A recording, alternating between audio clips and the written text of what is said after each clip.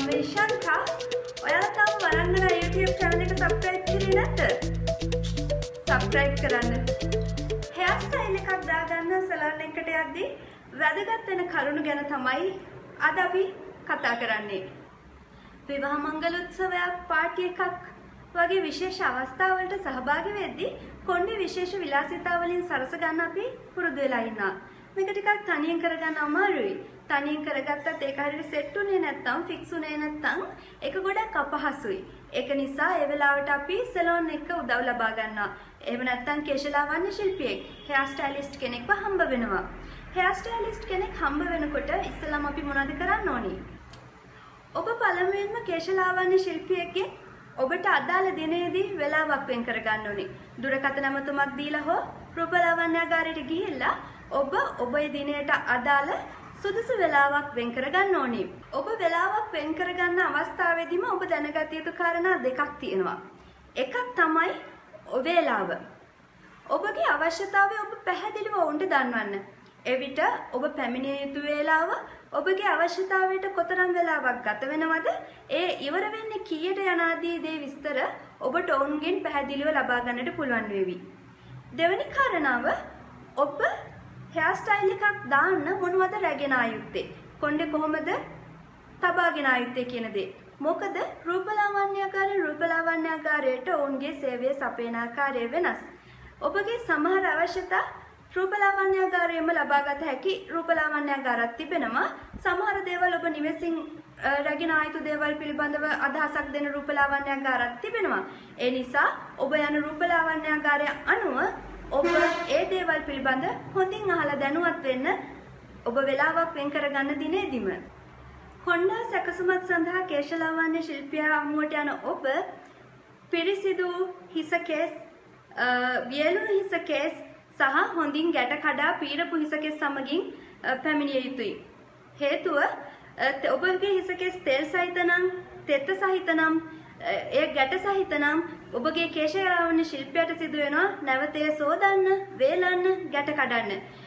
එවිට ඔබට අමතර කාලයකුත් අමතර වියදමකුත් ඔබට ඒට දරන්න සිද්ධ වෙවි. ඒ නිසා කේශලාවන්‍ය ශිල්පියා හමුවට යන ඔබ පිරිසිදු, වියලුණු, හොඳින් පීරාගත් හිස කේස් සමගින් කේශලාවන්‍ය ශිල්පියාව හමු වෙන්න.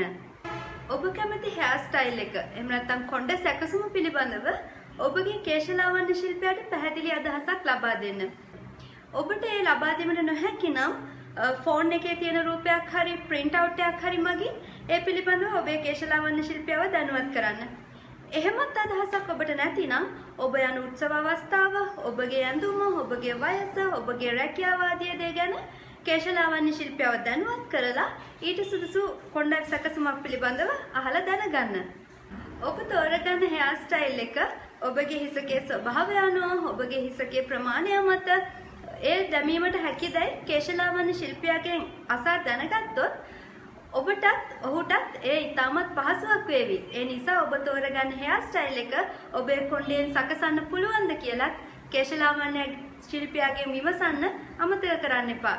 hair spray, hair mousse, hair gel ආදී hair style එකක් කරද්දී බොහෝ වෙලාවට පාවිච්චි කරන්න වෙනවා. මේ දේවල් ඔබට ආසාත්මික වෙනවා නම්, මේ දේවල් පාවිච්චි කරපසු ඔබ යම්කිසි අපහසුතාවයකට පත් වෙනවා නම් කරුණා කරලා කේශලාවන්‍ය ශිල්පියාව ඒ පිළිබඳව දැනුවත් කරන්න.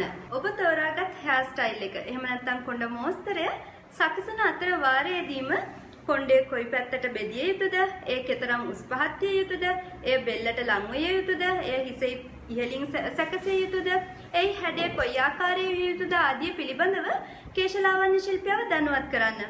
එහෙම නැත්නම් කොණ්ඩ මෝස්තරය දමා අවසානයේ ඔබ පැවසුවහොත් මේ ආකාරයේ විය යුතුයි, මේ පැත්තට තමා මට පහසු ආදිය කේශලාවන්‍ය ශිල්පියාට නැවත සැකසන්න අපහසුයි.